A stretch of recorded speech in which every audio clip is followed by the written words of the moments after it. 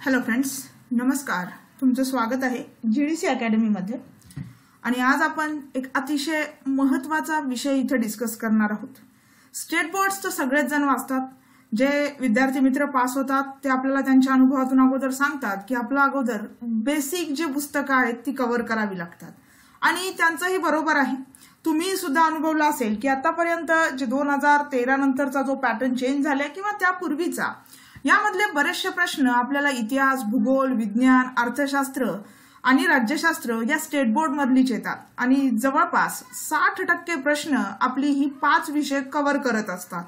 तर मग अशा वेळी आपण स्टेट बोर्ड्स वाचत आहोत, ते वाचताना काही चुका होतात तुम्हा विद्यार्थी मित्रांकडून. आणि ज्यावेळेस या चुका होतात त्याचा परिणाम अर्थातच आपल्या रिझल्टवर दिसून येतो. आणि जर या चुका टाळायच्या असतील तर आपल्याला काही बारीक सारीक गोष्टीकडे जर लक्ष दिलं तर या चुका हमखास तिकडे टळतील. बघा, आज आपण इथं इतिहास विषयाबद्दल चर्चा करणार आहोत. इतिहासमध्ये आपण दोन्ही पोस्टसाठीचा विचार करू, ज्यामध्ये राज्यसेवा पूर्व आणि कंबाईन ब पूर्व किंवा क पूर्व. बघा, स्टेट बोर्ड्स आपण सगळे वाचतो, पण वाचण्याची एक पद्धत आहे. आणि वाचत असताना आपल्याला काय करायचंय आणि काय नाही करायचंय हे थोडासा आज आपण वेळ काढून इकडे डिस्कस करूया. कारण बघा, काही विद्यार्थी मित्र आता पुढच्या वर्षी म्हणजे या वर्षी जे थर्ड इयरला असतील ते पुढच्या वर्षी पेपर देतील, म्हणजे फर्स्ट त्यांची अटेम्प्ट असेल. किंवा आता हे कोरोनामुळे जे काही इथं थांबलेलं आहे त्यानंतर जो पेपर होईल तो बऱ्याच विद्यार्थ्यांचा पहिला पेपर असेल. आणि जर आपल्याला अगदी पहिल्याच पेपरमध्ये यश मिळवायचं असेल तर ह्या गोष्टी आपल्याला करणं हमखास असेल किंवा 100% आपल्याला या गोष्टी कराव्याच लागतील, तरच आपला अभ्यास रिझल्ट ओरिएंटेड आहे असं आपण तिकडे म्हणू शकता. अन्यथा आपण खूप सारा टाइमपास करतो. कारण आपल्याला सांगणारे सांगतात की 5वी ते 12वीची पुस्तकं वाचायची स्टेट बोर्डची, पण 5वीच्या 12वीच्या पुस्तकांमध्ये आपल्याला कोणती पुस्तकं कोणत्या परीक्षेसाठी कोणत्या पोस्टसाठी महत्वाची आहेत हे कळणं अगदी खूप महत्वाचं आहे. आणि सुरुवातीला हेच जर कळालं तर स्पर्धा परीक्षांचं जे मटेरियल आहे किंवा आपण म्हणूया साहित्य आहे ते खूप अफाट आहे. तुम्ही जितकं वाचत जाल तितकं कमीच आहे. पण वाचत असताना आपण काय टाळायचंय आणि काही वाचायचंय हे सगळं आपल्याला बघता आलं पाहिजे आणि समजलं पाहिजे. तर त्याच दृष्टिकोनातून आज आपण इकडे डिस्कशन करूया. हा माझा प्रोफाईल आहे अनअकॅडमीवरचा. तुम्ही मला तिकडे सुद्धा फॉलो करू शकता. तिकडे सुद्धा माझे स्पेशल क्लासेस प्लसचे कोर्सेस पण आहेत. ज्या विद्यार्थी मित्रांना प्लसचं सबस्क्रिप्शन घ्यायचंय 1 महिना, 3 महिने, 6 मंथ, 12 मंथ, 24 मंथ अशा वेगवेगळ्या कालावधींसाठी उपलब्ध आहे. तुम्ही जर माझे स्पेशल क्लासेस दररोज संध्याकाळी 4:15 वाजता अटेंड करत असतील तर तुमच्याकडे सुद्धा भरपूर पॉइंट्स जमा झालेले असतील. तर तुम्ही ते पॉइंट सुद्धा रिडीम करू शकता आणि उरलेल्या बाकीच्या रक्कममध्ये अजून माझा कोड वापरून 10% डिस्काउंट सुद्धा मिळवू शकता. तर माझा कोड आहे सोनी कदम.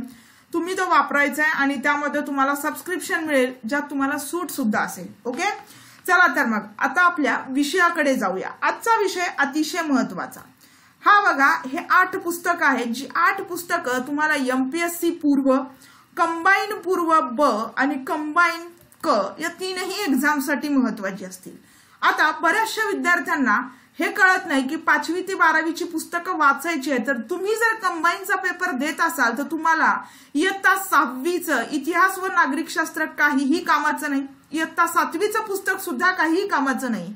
तुमचा वापर इयत्ता 8वी, 9वी, 10वी, 11वीचं हे जुनं पुस्तक आणि त्यानंतर 12वीचं हे पुस्तक, 5 ते 6 पुस्तकामध्ये तुमचा कंबाईन ब आणि कंबाईन क या दोन्ही पोस्टसाठीचा जो अभ्यासक्रम असतो इतिहास या विषयाचा, तर हा यामधून पूर्ण होतो. आणि एमपीएससी पूर्वची जे विद्यार्थी मित्र तयारी करत आहेत त्यांच्यासाठी सुद्धा इयत्ता 6वी, 7वी मध्ये मध्ययुगीन भारत आहे. इयत्ता 11वीच्या ह्या पुस्तकामध्ये प्राचीन आणि मध्ययुगीन दोन्ही आहे. तसंच इयत्ता 8वी हे नागरिकशास्त्र इतिहास आधुनिक मध्ये, 12वीचं आधुनिक, 9वी आणि 10वी असा एक क्रम आपला असला पाहिजे. ज्या पुस्तकांबद्दल आज आपण डिस्कस करत आहोत त्या पुस्तकांमधले प्रश्न थेट कसे येतात इकडे बघा. हा प्रश्न आहे एमपीएससी पूर्व. प्रश्न अगदी सोपा आहे. ख्रिस्तपूर्व 323 मध्ये बॅबिलॉन येथे अलेक्झांडरच्या मृत्यूची बातमी आली आणि डॅश आणि डॅश आणि यांनी लोकांनी परकीय आक्रमणाविरुद्ध भडकवलं.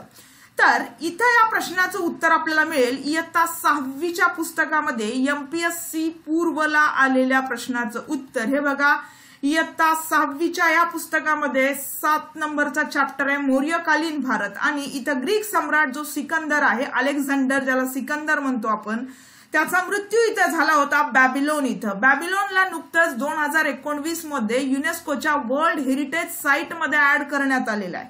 काय माहित प्रश्न इथून सुद्धा येऊ शकतो की मग सिकंदरचा मृत्यू कुठे झाला होता. तर यावेळी इथं ज्या काही कारवाया झाल्या होत्या सिकंदरकडून त्याच्यावरती बारीक नजर ठेवून होते चंद्रगुप्त आणि चाणक्य. चाणक्य तुम्हाला चांगले माहित असतील, हे तेच चाणक्य आहेत ज्यांचा अर्थशास्त्र हा जो पुस्तक आहे किंवा हा जे ग्रंथ आहे ज्याबद्दल आपल्याला त्या काळच्या म्हणजे कोणत्या तर मौर्यकालीन सामाजिक जीवन त्यानंतर आर्थिक या सर्व जीवनाबद्दल हे पुस्तक आपल्याला तिथं माहिती देत असतं. तर या सगळ्या बारीक सारीक बाबी आपल्याला ह्या छोट्या छोट्या पुस्तकात मिळतील. हे तर झाला पहिला प्रश्न. त्यानंतर पुढचा प्रश्न आहे बघा, चाणक्य यांच्यावरतीच पुढचा प्रश्न. चाणक्य, विष्णुगुप्त, रामगुप्त, कौटिल्य, विष्णू शर्मा का पक्षीण स्वामी, एकाच व्यक्तीची 3 नावे यामध्ये लपलेली आहेत म्हणजे या प्रश्नामध्ये.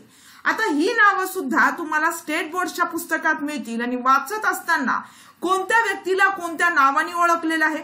उदाहरणार्थ सम्राट अशोकाला देवनाम पियदासी असं म्हणून सुद्धा प्रश्न आला होता. तर तो कोणाला ओळखला जायचं, कसा ओळखला जायचं, हे सगळं तुम्हाला इयत्ता 6वी या पुस्तकात आहे.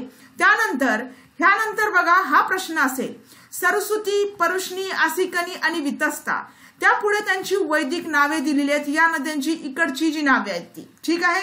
तर या प्रश्नावरती सुद्धा तुम्हाला इयत्ता 11वीचं नवीन पुस्तक मदत करेल. इकडे बघा, हा पॅरेग्राफ तुम्हाला इयत्ता 11वीच्या नवीन पुस्तकामध्ये दिलेला आहे. म्हणजे विद्यार्थी मित्रांनो, तुम्हाला इथे काळजी घ्यायची. काळजी कशी घ्यायची आहे तर इयत्ता 6वीचं पुस्तक जे विद्यार्थी मित्र MPSC पूर्वची तयारी करत आहेत त्यांनी अगोदर इयत्ता 6वीचं स्टेट बोर्ड वाचायचे आणि इयत्ता 6वीचं स्टेट बोर्ड झाल्याच्या नंतर इयत्ता 11वीचं नवीन जे स्टेट बोर्ड आहे त्याचं पुन्हा एकदा वाचन करायचे, पण ते कोणत्या स्वरूपामध्ये, रिव्हिजनच्या स्वरूपामध्ये, आपल्या सोबत प्रश्न सोबत ठेवून. ठीक आहे. तर अशा पद्धतीने इयत्ता 6 आणि 11 ही जर पुस्तकं तुम्ही वाचली तर इयत्ता 11वी मध्ये सुद्धा तुम्हाला सिंधू संस्कृती, त्यानंतर वैदिक संस्कृती, जैन धर्म, बौद्ध धर्म, त्यानंतर पुढे असतील ते म्हणजे काही आक्रमण, चंद्रगुप्त मौर्य यांचा कालखंड, यांच्यावरती आपल्याला वेळोवेळी प्रश्न दिसत असतात आणि असतात सुद्धा. तसंच गांधार कला शैलीवरती सुद्धा प्रश्न आलेला आहे. तर हा सुद्धा तुम्हाला ह्या इयत्ता 6वीच्या आणि इयत्ता 11वीच्या पुस्तकामधून कव्हर होईल. म्हणजे काय तर इथं तुम्हाला पुस्तकांचा एक क्रम सुद्धा लावता आला पाहिजे. 6वीचं प्राचीनचं पुस्तक झालं की इयत्ता 11वीचं प्राचीनचं पुस्तक तुम्हाला कव्हर करायचंय, म्हणजे तुमचं इथं खूप सुंदर पद्धतीनं रिव्हिजन होईल. आणि असा जर क्रम तुम्ही फॉलो केला तर तुमचे जे काही 5 ते 6 प्रश्न प्राचीन इतिहासावरती विचारले जातात ते सगळे तुम्ही सॉल्व्ह करू शकता आणि अगदी बरोबर सॉल्व्ह करू शकता, हे लक्षात असू द्या. त्यानंतर आता आपण पुढे जाऊ.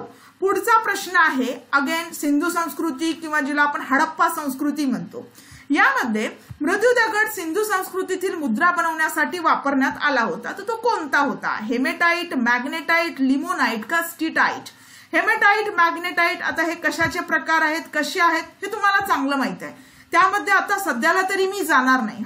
पण तुम्हाला हे लेक्चर जर आवडलं तर याला जास्तीत जास्त शेअर करा आणि पुढच्या जर अशा सब्जेक्टवरती तुम्हाला सगळ्या पुस्तकांचा क्रम जर लावून द्यायचा असेल तर मला कमेंट बॉक्समध्ये सांगा. आपण या सगळ्या पुस्तकांचा क्रम लावू आणि तुम्ही जे विद्यार्थी मित्र आता पहिल्या अटेम्प्टला तयार आहात त्यांनी सुद्धा या सगळ्या गोष्टींना फॉलो करायचे. इकडे बघा, इयत्ता 6वीचं पुस्तक आणि हडप्पा संस्कृतीच्या मुद्रा प्राधान्याने चौरस आकाराच्या, या म्हणजे अशा प्रकारच्या स्टीटाइट नावाच्या दगडापासून बनवल्या जातात. काही वेगळं करायचंय का हो यामध्ये? काहीच नाही. अभ्यास करताना फक्त एक काळजी करायची आहे, क्रम व्यवस्थित लावायचा. क्रम लावत असताना पुस्तकं अगोदर कमी वर्गाकडून पुढच्या मोठ्या वर्गाकडेच वाचत जायची आहेत. आणि तिसरी महत्वाची गोष्ट, प्रिव्हियस इयर क्वेश्चन्स तुमच्या सोबत नेहमीच असले पाहिजे जेव्हा जेव्हा तुम्ही अभ्यासाला बसता. नाही तर आपलं जे काही प्रिपरेशन, आपला जो काही अभ्यास चालू आहे तो निरर्थक आणि चुकीच्या मार्गाने चालू आहे असंच एक समजा तिकडे. त्यानंतर पुढे बघा, 16 महाजनपद आणि त्यांची आधुनिक नावे यावरती सुद्धा राज्यसेवेत प्रश्न आला होता आणि हा प्रश्न सुद्धा अगदी इयत्ता 6वीच्या एकदा वाचायला बसले तर दिवसभरामध्ये हे पुस्तक कंप्लीट होईल अशा एवढ्या छोट्या पुस्तकातून हा आलेला आहे। त्यानंतर अशीच 16 महाजन पदांची अजून डिटेलमध्ये इन्फॉर्मेशन तुम्हाला इयत्ता 11वीच्या या नवीन पुस्तकात दिलेली आहे, जे तुम्हाला मी इथं दाखवून दिलेलं आहे। आणि म्हणूनच इयत्ता 6वीचं पुस्तक झालं की इयत्ता 11वीचं पुस्तक वाचायचंय राज्यसेवेच्या विद्यार्थी मित्रांनी। त्यानंतर महाजन पदे आणि त्यांच्या राजधान्यांची नगरे यांच्यावरती सुद्धा प्रश्न आला होता, खूप चांगलं माहित असेल तुम्हाला। आणि गौतम बुद्ध, या गौतम बुद्धांचा जो काही संबंध या सगळ्या महत्वाच्या महाजन पदांशी होता किंवा जनपदांशी होता, त्यावरती सुद्धा प्रश्न आलेला आहे, हे सुद्धा लक्षात असू द्या।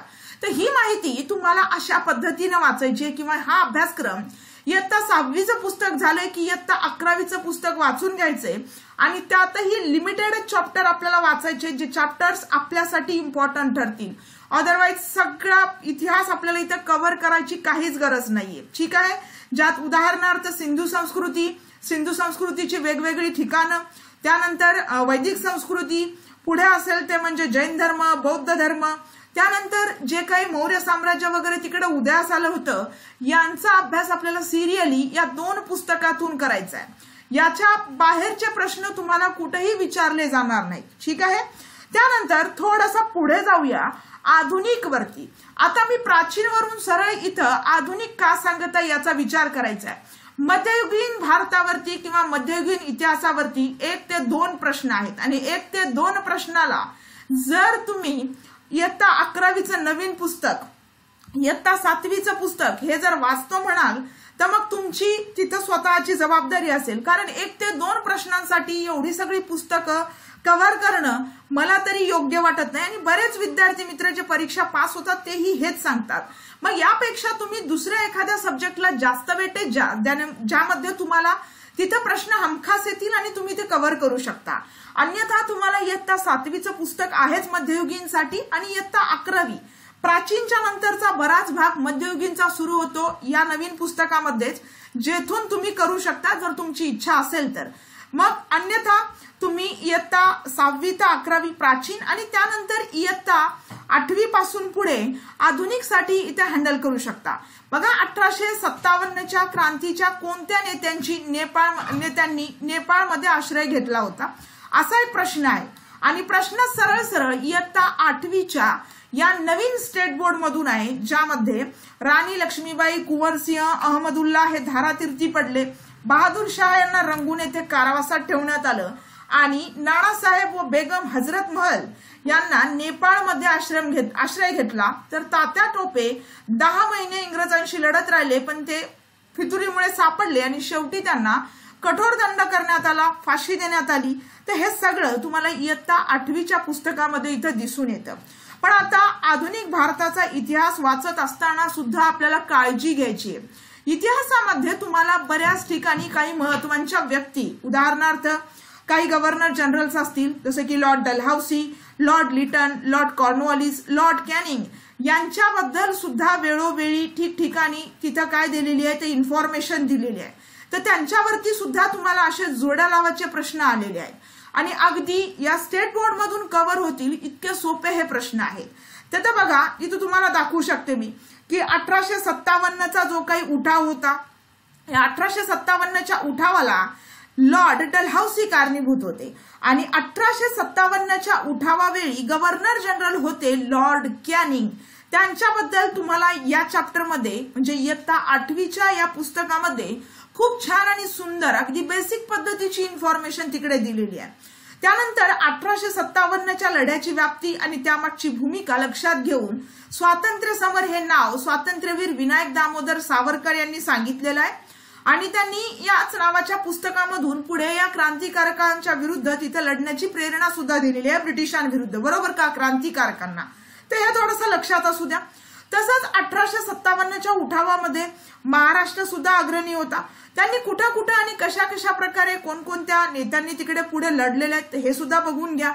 तसंच सातारा छत्रपतींचे वारसदार शहाजी प्रताप व कारभारी रंगो बापूजी, कोल्हापूरचे चिमासाहेब, नरगुंदकर भावे, अहमदनगर जिल्ह्यातील संगमनेर जवळील भागोजी नाईक, तर यांच्यावरती सुद्धा प्रश्न आलेले. तर ह्या सगळ्या बाबी आपल्याला बेसिक पुस्तकांमध्ये दिलेल्या आहेत. त्यामुळे कशा करायच्या आणि किती करायच्या हे आता आपल्याला मी इथं दाखवून देत आहे, पण अभ्यास करत असताना एवढी काळजी घ्यावीच लागेल. त्यानंतर हा जो उठाव झाला होता तो मोडून काढण्यामध्ये ब्रिटिशर्स खूप सक्सेसफुल झाले. सक्सेसफुल होण्यामागचं कारण हे होतं त्यांच्याकडे अत्याधुनिक शस्त्रास्त्रे होती, रेल्वे होती, शिपाई पोहोचवण्यासाठी तारायंत्र होते, संदेश पोहोचविण्यासाठी. तर या सगळ्यांमुळे आपले जे काही उठाववाले होते यांच्या कंपॅरिझन मध्ये कुठंच टिकू शकले नाही. पण प्रयत्न खूप शर्थीचे केले होते, तरीही शक्य नाही झालं. पण जेव्हा शेवटी हा उठाव मोडून काढला त्यावेळेस 1858चा भारत सरकारचा कायदा तिकडे आला होता. त्यामुळे याचा परिणाम काय झाला असं शोधा म्हणून इकडे प्रश्न आहे. त्याचा परिणाम बघा, इयत्ता 8वीच्या पुस्तकामध्ये आहे नवीन स्टेट बोर्ड, जिथं ही जी काही लॉर्ड कॅनिंग हा जो शेवटचा गव्हर्नर होता, गव्हर्नर जनरल, हा पहिला व्हॉइसरॉय ठरला आणि पूर्णतः इथं कंपनीची राजवट संपुष्टात आली किंवा बरखास्त केली गेली. 1858 साली ब्रिटिश पार्लमेंटने एक कायदा केला ज्याला गव्हर्नमेंट ऑफ इंडिया ऍक्ट म्हटलं जातं. तर हा जो कायदा होता हा मोडून काढण्यासाठी कंपनीच्या राजवटीचा इतिश्री झाला, हे या प्रश्नाचं उत्तर असेल आपल्या. तर बघा, आपल्याला वाचत असताना किती काळजीपूर्वक पुस्तकं वाचायची आहेत आणि कशी वाचायची आहेत, स्पेशली ते विद्यार्थी मित्र जे आता अभ्यासाला सुरू करत आहेत. त्यानंतर बाकीचे परिणाम सुद्धा तुम्ही बघू शकता की 1857च्या लढ्याचे काय काय परिणाम झाले होते. राणीचा जाहीरनामा कधी घोषित झाला, राणीच्या जाहीरनाम्यामध्ये लष्कराची पुनर्रचना, धोरणात्मक बदल, अशा वेगवेगळ्या बाबींचा तिथं काय करण्यात आला होता तर समावेश करण्यात आला होता. आणि याच बद्दल आपल्याला वेळोवेळी प्रश्न विचारण्यात आलेले आहेत. त्यानंतर ह्या बुकला तर तुम्ही कधीच विसरायचं नाहीये, इयत्ता 11वीचं हे जुनं पुस्तक आहे, ज्यामध्ये पेज नंबर 1 ते 30 पर्यंत आपल्याला बऱ्याच प्रमाणात मध्ययुगीन, मध्याश्मयुगीन भारतावरती तिथे डिस्कशन केलेलं आहे. पण पेज नंबर 30च्या पुढून जर तुम्ही विचार केला तर समाज सुधारक, त्यांच्या वेगवेगळ्या संघटना, जहाल मवाल कालखंड आणि महाराष्ट्राची स्वातंत्र्य चळवळीमध्ये असलेली भूमिका, या वेगवेगळ्या बाबी तुम्हाला या पुस्तकात मिळतील, ज्याचा उपयोग कंबाईन ब म्हणजेच PSI, STI, ASO आणि ग्रुप C या दोन्ही एक्झामसाठी खूप महत्वाचा असेल. ज्या ग्रुप बी मधला हा प्रश्न आहे की वासुदेव बळवंत फडके, ज्यांना आपण आद्य क्रांतिकारक म्हणतो, यांनी आपल्या सहकाऱ्यांच्या मदतीने कोणत्या गावावर पहिला दरोडा घातला. आता उत्तर तुम्हाला माहित असेल, मी तर उत्तर सांगत नाहीये, माझा कन्सेप्ट तुमच्या लक्षात आला असेल तर मला तुम्हाला प्रश्न कुठून येतात आणि स्टेट बोर्डची पुस्तकं वाचत असताना आपण ज्या वेळोवेळी चुका करतो त्या टाळायच्यात कशा, हा माझा इथं मुख्य उद्देश असेल. ठीक आहे, तर या प्रश्नाचं उत्तर तुम्हाला या पुस्तकामध्ये मिळेल. आणि वाचत असताना आपल्याला एक क्रम लक्षात ठेवायचा आहे, जो तुम्हाला मी सांगितलेला आहे. इयत्ता 8वीचं पुस्तक झाल्यावर इयत्ता 12वीचं पुस्तक वाचायचंय, राज्यसेवेच्या विद्यार्थ्यांनी सुद्धा आणि कंबाईनच्या विद्यार्थ्यांनी सुद्धा, आधुनिक भारतासाठी. त्यानंतर इयत्ता 11वीचं पुस्तक वाचायचे आधुनिक भारतामधले जे समाज सुधारक होते, वेगवेगळ्या चळवळी संघटना होत्या त्यासाठी. तसंच इयत्ता 9वी आणि 10वी ही दोन्ही पुस्तकं तुम्हाला इंडिया आफ्टर इंडिपेंडन्स, मग वेगवेगळे आयोग होते, शिक्षणाचे आयोग किंवा मग वेगवेगळे विचारवंत, यांच्याबद्दल ही दोन्ही पुस्तकं बराच सिलेबस तुमचा कव्हर करून देतील, हे काळजी घ्या किंवा हे लक्षात ठेवा. तर हे कंबाईनच्या विद्यार्थी मित्रांनी लक्षात ठेवायची ही 5 पुस्तकं. तुम्हाला प्राचीन आणि मध्ययुगीन वरती प्रश्न येत नाहीत विद्यार्थी मित्रांनो, so don't waste your time. तुम्हाला जरी सांगितलं असेल की 5वी ते 12वीची पुस्तकं वाचायची आहेत, पण 5वी ते 12वीच्या पुस्तकांपैकी आपली ऍक्च्युअल सुरुवात झाली पाहिजे कंबाईनच्या विद्यार्थ्यांची 8वी.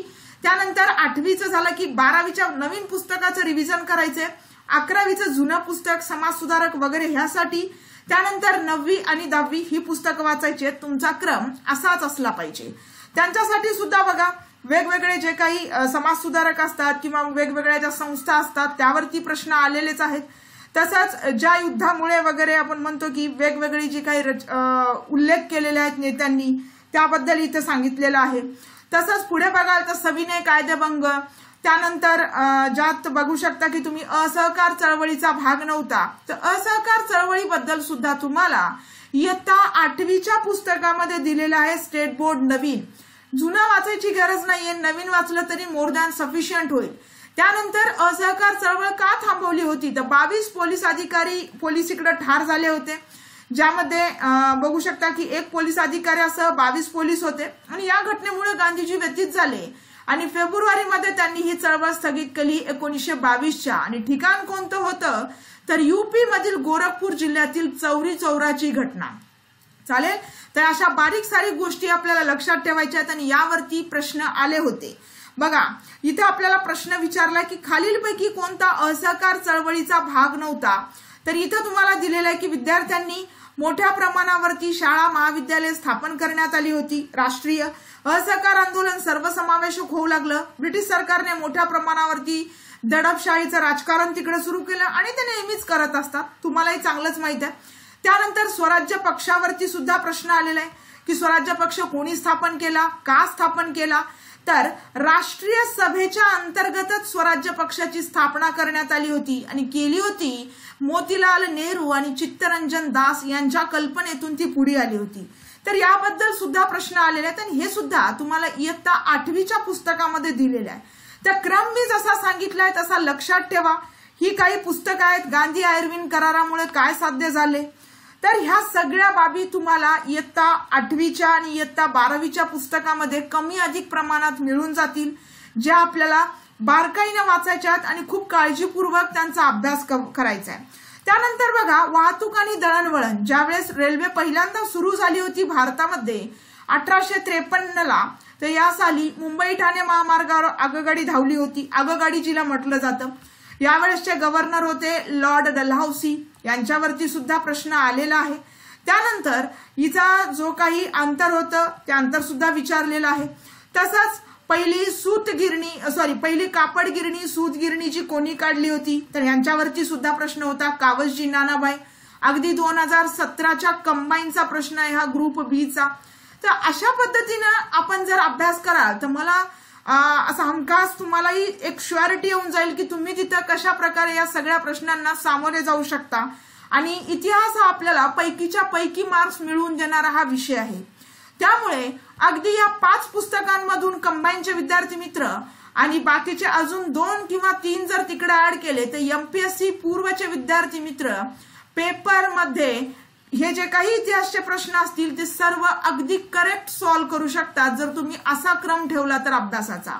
तर मग मी क्रम सांगितलाय तो लक्षात ठेवा आणि तसंच जास्तीत जास्त रिव्हिजन करा, जेणेकरून तुमचं रिव्हिजन एवढं झालेलं असेल की तुम्हाला परीक्षेच्या पुढे पुढे फक्त जास्तीत जास्त प्रश्नांचा सराव करण्याचीच गरज पडेल। ओके, ह्या आहेत मादाम कामा, ज्यांना मॅडम कामा सुद्धा म्हटलं जातं बोलण्याच्या याच्यामध्ये, सॉरी फॉर दॅट। ओके, बघा, स्टुअर्टगार्ड परिषदेत ध्वज फडकवला होता यांनी आणि वंदे मातरम असं या ध्वजावरती आहे, आपल्या देशाचा हा ध्वज आहे। तर यावरती सुद्धा प्रश्न येऊन गेलेला आहे। तर अशा सगळ्या बाबी आपण काळजीपूर्वक लक्षात ठेवायच्यात आणि काळजीपूर्वक लक्षात ठेवत असताना रिव्हिजन आणि जे आता मी ज्या सगळ्या इथं गोष्टी डिस्कस केलेल्या आहेत त्या तुमच्यासाठी महत्वाच्या ठरतील। चला तर मग आता इथं थांबू। हे लेक्चर आवडलं तर जास्तीत जास्त शेअर करा आणि पुढच्या सब्जेक्ट वरती जर तुम्हाला वाटत असेल की असाच एक क्रम आम्हाला लावून द्यायला पाहिजे, जे नवीन विद्यार्थी मित्र आता अभ्यासाला सुरुवात करतील आणि जे जुने विद्यार्थी मित्र आहेत ज्यांना काही कारणास्तव छोट्या मोठ्या 1-2 मार्कामुळे त्यांची जर कट ऑफची पॉसिबिलिटी कमी होत असेल तर त्यांनी सुद्धा या गोष्टींना फॉलो करा, नक्कीच तुम्हाला येणाऱ्या पेपरमध्ये तिकडे यश मिळेल। ओके, सो भेटूया पुढच्या महत्त्वाच्या लेक्चर सोबत। Thanks for watching.